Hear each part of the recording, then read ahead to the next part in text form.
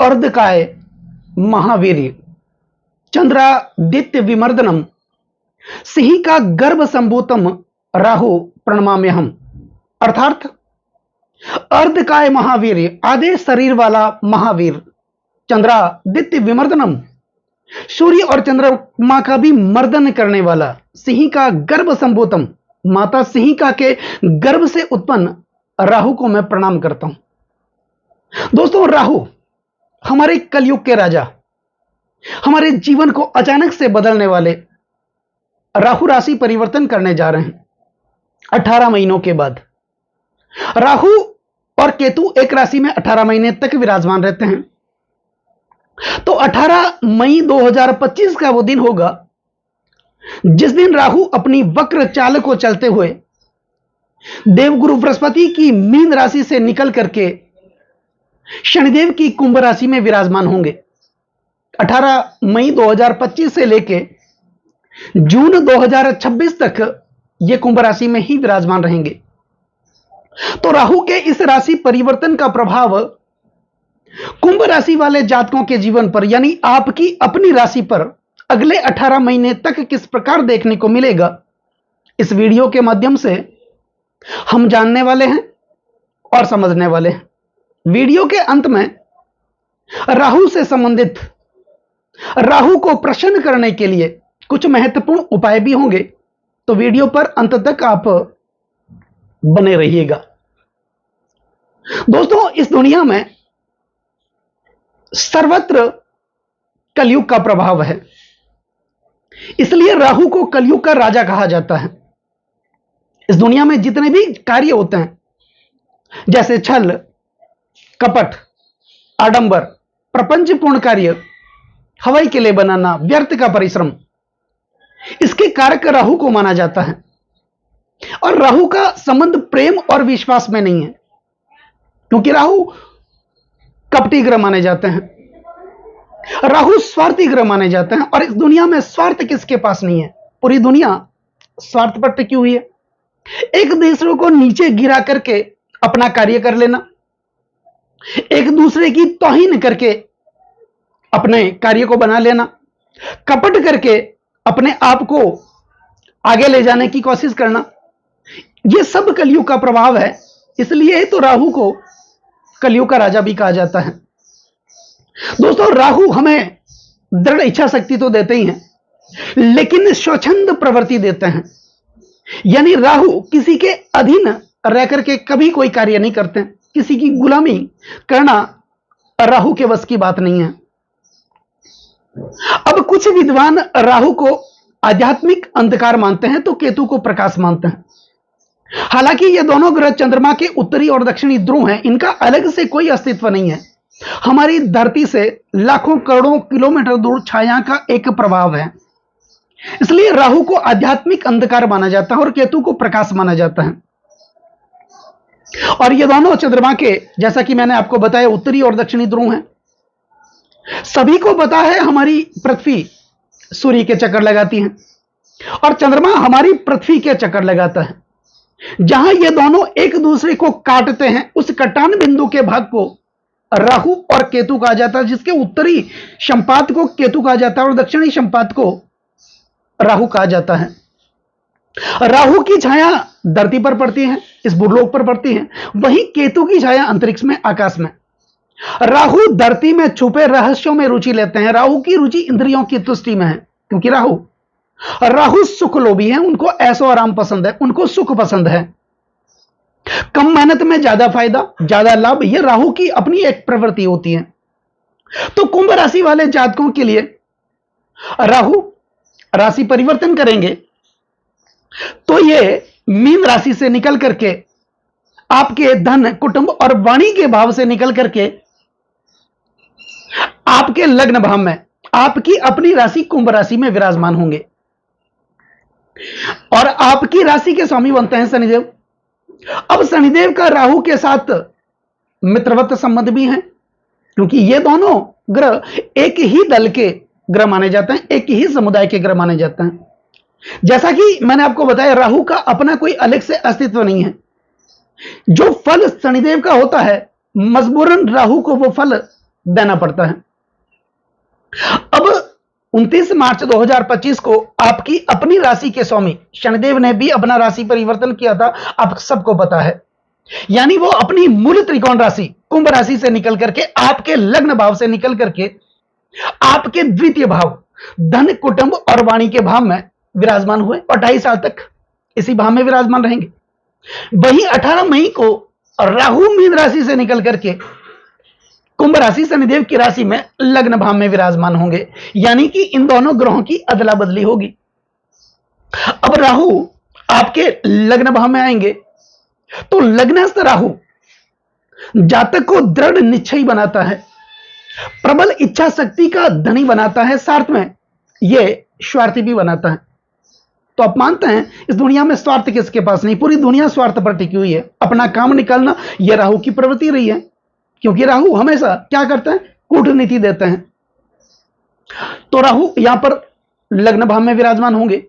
अब राहु और केतु ये दोनों ग्रह वक्री चलते हैं, उल्टी चाल चलते हैं और हमेशा समसप्तक रहते हैं। ऐसा माना जाता है कि राहु हमारे घर का मेन दरवाजा है तो केतु पीछे का दरवाजा। राहु आगमन है तो केतु क्या है, प्रस्थान। राहु ऊर्जा कर्म है तो केतु एक भाव में क्रियाहीन सा रहने वाला ग्रह। और वास्तव में कर्म और क्रिया को समाप्त कर इस दुनिया से दूर ले जाने वाले ग्रह कौन है, केतु है।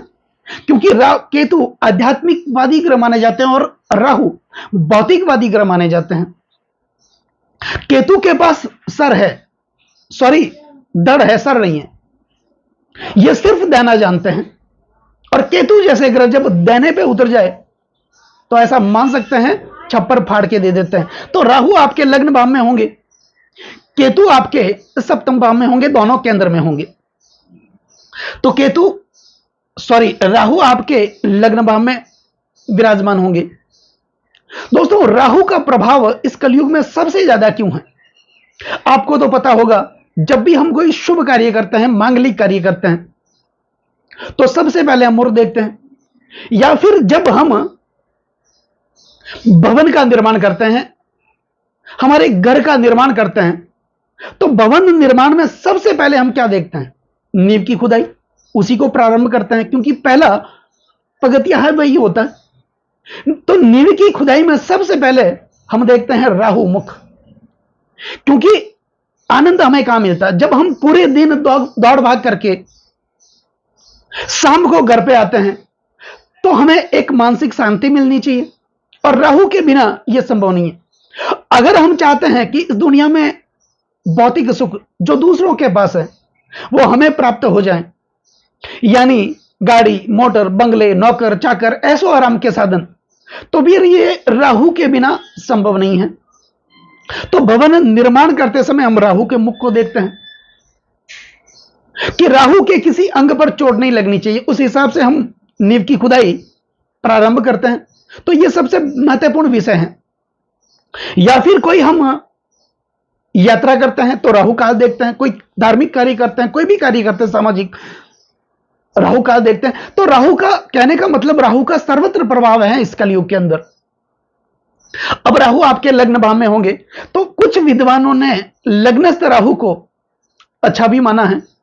यहां पर राहु मिश्रित फल देते हैं, अच्छे तो फल देते ही हैं, लेकिन कुछ सावधानियां रखने की भी जरूरत होती है, क्योंकि यही भाव हमारे आचरण का माना जाता है, हमारे चरित्र का माना जाता है, हमारे स्वभाव का माना जाता है, हमारे गुण और दोषों का माना जाता है, हमारे स्वास्थ्य का माना जाता है। तो यहां राहु धन तो देते हैं, पैसा देते हैं, ऐसो आराम के साधन भी देते हैं, लेकिन वही धन हमारे लिए दुष्कर्मों का कारण भी बन जाता है। क्योंकि हम जब राहु लग्न भाव में आते हैं तो ऐसा व्यक्ति क्या करता है, दूसरों के भौतिक सुख को देख करके, दूसरों के धन और वैभव को देख करके प्रभावित होकर के अनैतिक कार्यों में वो संलग्न हो जाता है। तो उनके दिमाग में यह रहता है कि चाहे कुछ भी हो जाए, शाम दाम दंड भेद, वो चीज मुझे प्राप्त करनी है तो करनी है, ऐसी प्रबल इच्छा शक्ति राहु दे देते हैं। तो अनैतिक कार्यों से पैसा तो आ ही जाता है, लेकिन वो पैसा फिर सुख नहीं देता है। यही भाव आचरण का होता है, चरित्र का होता है। तो राहु यहां पर चरित्र हनन भी करवाता है।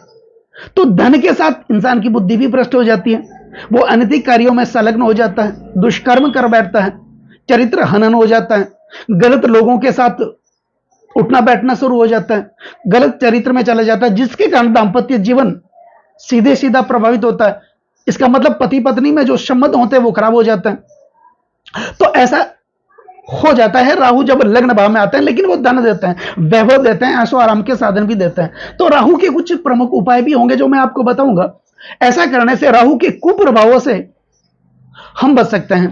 तो जैसा कि मैंने आपको बताया, राहु आपके लग्न भाव में यह सब दे सकते हैं। अब राहु के पास प्रमुख रूप से 3 दृष्टियां हैं। गुरुव्रत दृष्टियां राहु की मानी जाती हैं। जहां देवगुरु बृहस्पति की दृष्टि जाती है, वहां पर राहु देव की दृष्टि जाती है। तो राहु जिस भाव में विराजमान होते हैं, इस भाव से, उस भाव से पंचम भाव में, सप्तम भाव में और नवम भाव में दृष्टि करते हैं। तो राहु कुंभ राशि वाले जातकों के लिए लग्न भाव में विराजमान होंगे और इनकी पंचम दृष्टि होगी 1, 2, 3, 4 और 5 आपके पंचम भाव पर। तो पंचम भाव विद्या, बुद्धि और संतान का माना जाता है। पंचम भाव प्रणय संबंधों का माना जाता है, प्रेम प्यार का माना जाता है। साथ ही साथ पंचम भाव संचित कर्म का माना जाता है। पंचम भाव लॉटरी, जुगार, सट्टे, शेयर मार्केट का भी माना जाता है। तो इस कार्य में जब राहु की पंचम दृष्टि होगी, लग्नस्थ बैठ करके वो पंचम भाव पर दृष्टि करेंगे, तो इस प्रकार के जो कार्य होंगे उसमें तो ये पैसा देंगे। तो यहां पर पंचम भाव प्रणय संबंधों का है। जो लोग प्रेम प्यार के संबंधों में बंधे हैं पहले से, उनके अंदर शक की प्रवृत्ति आ सकती है, ईगो की प्रवृत्ति आ सकती है, अपने आप को ही बड़ा दिखाने की कोशिश, या फिर ऐसी एक प्रवृत्ति, एक दूसरे पे संदेह, एक दूसरे पे शक, एक दूसरे की जासूसी करना, ऐसी प्रवृत्ति राहु ये पंचम भाव में दृष्टि डाल करके दे सकते हैं। लेकिन यह भाव प्रेम विवाह का भी है, और जो लोग प्रेम विवाह में पहले से बंधे हुए हैं, तो वो शादी में, उनका यह योग शादी में भी बदल सकता है। लेकिन दाम्पत्य जीवन को सुचारू रूप से आगे बढ़ाते हुए, एक दूसरे पे विश्वास करते हुए, एक दूसरे की भावनाओं की कदर करते हुए आप निरंतर अगर आगे बढ़ेंगे तो फिर आपके लिए यह अच्छा है। अब आपके बच्चों के लिए, विदेश के लिए राहु का यह राशि परिवर्तन बहुत ही अच्छा माना जाएगा, क्योंकि राहु पंचम भाव में राहु की दृष्टि होगी और राहु आपके लग्न भाव में विराजमान होंगे। दोस्तों, राहु विदेश प्रवास के कारक माने जाते हैं। एकमात्र ऐसे ग्रह हैं जो जातक के विदेश प्रवास के मार्ग को प्रशस्त करते हैं। तो विदेशों से धन की आवक होगी, या फिर आप अपने बच्चे को हायर एजुकेशन के लिए विदेश भेजना चाहते हैं, या आप खुद उच्च शिक्षा के लिए विदेश जाना चाहते हैं, आपके लिए 18 मई 2025 के बाद अच्छा समय होगा। राहु की सप्तम दृष्टि होगी आपके सप्तम भाव पर, वही नवम दृष्टि होगी 7, 8 और 9 आपके भाग्य भाव पर यह दृष्टि डालेंगे। तो भाग्य में जो रुकावटें आ रही थी वो रुकावटें तो दूर करेंगे, भाग्य का साथ तो मिलेगा, धन और वैभव की प्राप्ति होगी, पदोन्नति होगी, प्रमोशन होगी। लेकिन कुछ बातों का विशेष ध्यान रखते हुए, राहु का उपाय करते हुए आपको निरंतर आगे बढ़ना होगा। या फिर अगर आप कोई व्यापारी हैं तो किसी के साथ डील हो सकती है, अगर आप नौकरी करते हैं तो कोई प्रोजेक्ट आपके हाथ लग सकता है, पदोन्नति हो सकती है, प्रमोशन हो सकता है। तो भाग्य का साथ तो मिलेगा, लेकिन दूसरों से बातचीत करते समय अपनी वाणी का अच्छा इस्तेमाल करते हुए आपको निरंतर आगे बढ़ना है, क्योंकि राहु वाणी में कटुता भी देते हैं। तो हम जो भी बिगाड़ते हैं अपनी वाणी से ही तो बिगाड़ते हैं, हमारा काम बिगड़ता है हमारी वाणी से बिगड़ता है। तो वाणी पर संपूर्ण प्रभाव रखते हुए किसी से बातचीत करनी है, सामने वाले की भी कदर करनी है, सामने वाले को भी सुनना है। सिर्फ अपनी बातों को उसमें थोप देना यह भी जायज नहीं होगा। तो ऐसी स्थितियां कुंभ राशि वाले जातकों के जीवन पर अगले 18 महीने तक देखने को मिलेगी। तो अब बात करते हैं कुछ विशेष उपायों की। अब देखो, इसमें कुंभ राशि वाले जातकों के लिए शनिदेव की 7.5 का तीसरा चरण चल रहा है, और उस राहु के प्रबल मित्र माने जाते हैं शनिदेव धन भाव में है, राहु लग्न भाव में एक भाव आगे ही बैठे हैं, और 7.5 का तीसरा चरण। अब शनिदेव पैरों पर चल रहे हैं, तो ये भाग दौड़ तो आपको करवाएंगे, आपको चैन से बैठने ही नहीं देंगे। कब तक? जब तक आप अपने लक्ष्य को प्राप्त नहीं कर लेते, तब तक आपको शांति से नहीं बैठने देंगे। आप लगातार आगे बढ़ने की कोशिश करेंगे, और शनिदेव जब पैरों पर होते हैं जाते हुए ये कुछ न कुछ परिवर्तन विशेष देकर के जाते हैं। इन 5 सालों में जो 29 मार्च से पहले के 5 साल शनिदेव ने बहुत मेहनत करवाई होगी आपसे, लेकिन उस मेहनत का फल ये जब धन भाव में बैठेंगे, क्योंकि धन भाव मारक भाव है, वैसे लग्न से अष्टम होने के कारण अष्टम भाव को मारक भाव कहा जाता है, तो ये हमारे लिए मारक भाव है, लेकिन धन भाव सप्तम से अष्टम होने के कारण इसको भी मारक भाव कहा जाता है। तो मारक भाव में शनिदेव का रहना अत्यंत शुभ माना जाता है, और राहु आपके लग्न भाव में विराजमान होंगे तो राहु का भी सपोर्ट मिलेगा, शनिदेव का भी सपोर्ट मिलेगा, तो आप अपने जीवन को आगे बढ़ाने का निरंतर प्रयास करेंगे। तो अब बात करते हैं कुछ महत्वपूर्ण उपायों की। तो उपायों में राहु को प्रसन्न करने के लिए, राहु को खुश करने के लिए, क्योंकि राहु की कृपा बहुत जरूरी है इस भौतिक युग में, इस कलयुग में, एक हरा नारियल आपको लेना है। 18 मई 2025 के बाद निरंतर अगर आप 18 साल तक करते हैं ये उपाय कभी कभार, तो ये आपके लिए अच्छा रहेगा। एक हरा नारियल, या फिर आप 5 कर सकते हैं, 11 कर सकते हैं। एक हरा नारियल, उसमें एक छोटा सा सेद करके तांबे का एक सिक्का डाल करके, बुधवार और शनिवार के दिन दोनों में से एक बार को आपको करना है, तांबे का एक सिक्का डाल करके अपने सर पे 11 बार घुमा करके संध्या काल के समय बहते हुए जल में आपको प्रवाहित करना है। एक तो ये उपाय। दूसरा, नाग गायत्री मंत्र। दोस्तों, राहु सर्प का प्रतिनिधित्व करता है, क्योंकि राहु सर्प का मुख है, तो नाग गायत्री मंत्र, ओम नवकुलाय विस्महे विषदंताय धीमहि तनो सर्प प्रचोदयात, इस मंत्र का नियमित आपको 18 महीने तक उच्चारण करना है। और तीसरा उपाय, आप अपने घर में पूजा पाठ तो करते होंगे, आपके घर में पूजा स्थल भी होगा, वहां पर भगवान शिव की तस्वीर या मूर्ति भी होगी। आपको बाजार से एक मयूर पंखा जो बना हुआ होता है वो लेकर के आना है। जब भी आप पूजा पाठ करते हैं, उस मयूर पंख से बने पंखे से भगवान शिव की अगर मूर्ति हो या फिर तस्वीर हो, निरंतर हवा देनी है। ये 3 उपाय आपको करना है। राहु की कृपा आप लोगों पर प्राप्त होती रहेगी और आप अपने जीवन को धन्य करेंगे। तो दोस्तों, कैसा लगा ये वीडियो अगर आपको अच्छा लगा हो, मेरा समझाना आपको अच्छा लगा हो, समझाने का तरीका अगर आपको सार्थक लगा हो, तो इस वीडियो को आप आगे से आगे शेयर जरूर करें, बेल आइकन बटन को जरूर दबाएं, ताकि मेरे आने वाले और भी नई नई वीडियो के नोटिफिकेशन सीधे आप तक पहुंच जाएं। लाइक जरूर करें, कमेंट जरूर करें, और कमेंट में ओम नमः शिवाय, ओम राहवे नमः ये जरूर लिखें, और चैनल को सब्सक्राइब जरूर करें। नमस्कार दोस्तों।